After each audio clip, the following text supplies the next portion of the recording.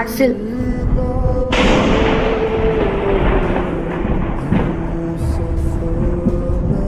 Wife,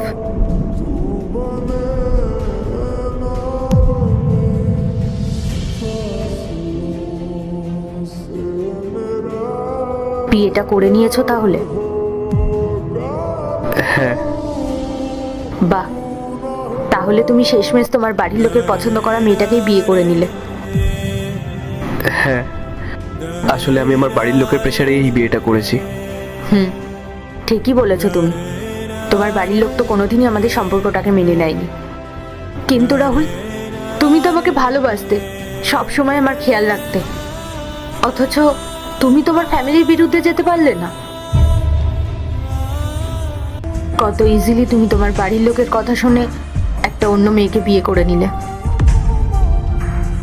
পূজা, তুমি আমার কথা বিশ্বাস করো, আমি আমার বাড়ির লোককে অনেক বোঝানোর চেষ্টা করেছিলাম, কিন্তু ওনারা কেউ আমার কথা বোঝার চেষ্টা করেনি।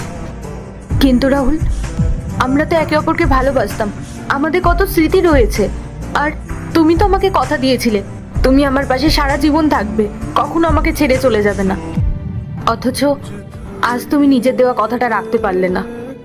পূজা, সবসময় পরিস্থিতি একই রকম থাকে না। আমাদের জীবনে মাঝে মাঝে এরকম অনেক সিচুয়েশন চলে আসে, তখন আমাদের কিছু করার থাকে না, আমাদেরকে পরিস্থিতির সঙ্গে আপোষ করে নিতে হয়।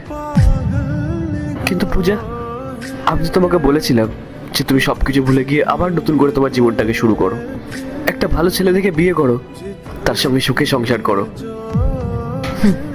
সুখের সংসার? রাহুল, সেদিন যদি তুমি আমার পুরো কথাটা শুনতে না, তাহলে আজকের পরিস্থিতিটা অন্যরকম হতো।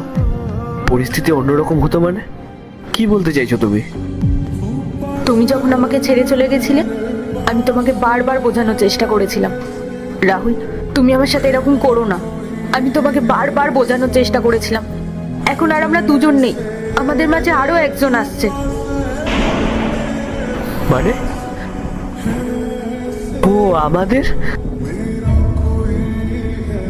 হ্যাঁ, তুমি সেদিন পুরোটা না শুনে আমাকে ছেড়ে চলে গেছিলে, আর সেই যে গেলে আর তুমি আসলে না।